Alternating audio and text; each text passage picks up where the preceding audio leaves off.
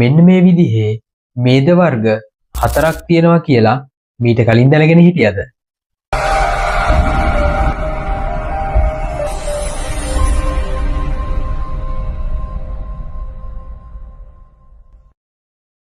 අපි අරගන්න ආහාරවල තියෙන මේද ප්‍රධාන වශයෙන් කොටස් 4කට වෙන් කරන්න පුළුවන්.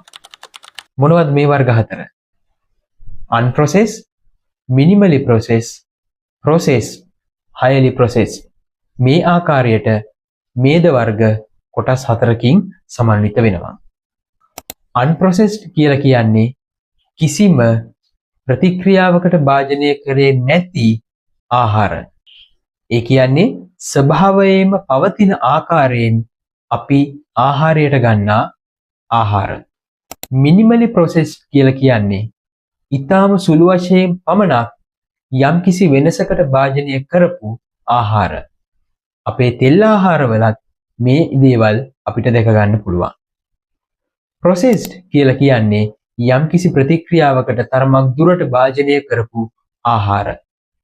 highly processed කියලා කියන්නේ ප්‍රතික්‍රියා දාමයක් හරහා නිර්මාණය කරන ලද ආහාර. මෙය විවිධ අවස්ථාවලදී විවිධ processes වලට විවිධ ප්‍රතික්‍රියාවලට භාජනය කරලා තමයි මේ ආහාරය අපි පරිභෝජනය කරන්නේ.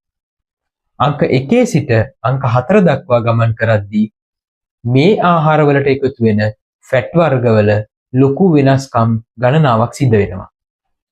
මේ වෙනස්කම් වල ප්‍රතිඵලය තමයි ආරම්භයේ තිබුණු ෆැට් එක අවසානය දක්වා ගමන් කරද්දී ලොකු වෙනසකට භාජනය වෙලා ශරීරයට අහිතකර ෆැට් එකක් දක්වා වෙනස් වීම වලට ලක්වීම.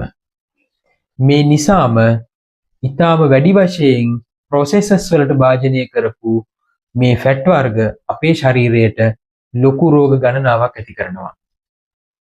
අපි කලින් කතා කරපු වීඩියෝ එකේදී හදවත් රෝග ගැන කතා කරා වගේම මේ වගේ වැඩිපුර processes වලට භාජනය කරපු ෆැට් වර්ග නිසා හදවත් රෝග වැළඳීමේ ප්‍රවණතාවය ඉතා අධික වෙලා තියෙනවා. දැන් පැහැදිලි නේද? අපි අරගන්න ෆැට් වර්ගය කොයිතරම් දුරට processes වලට භාජනය වෙලා තියෙනවද ඒ අනුව අපේ ශරීරයට හිතකර හෝ අහිතකර බව තීරණය වෙනවා. එහෙමනම් හදවත් රෝග වළක්වා ගැනීම සඳහා තෙල් කෑම පරිභෝජනය නොකිරීම නෙමෙයි කළ යුත්තේ.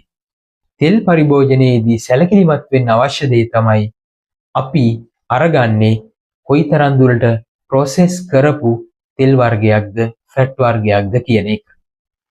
ප්‍රාථමික මට්ටමේ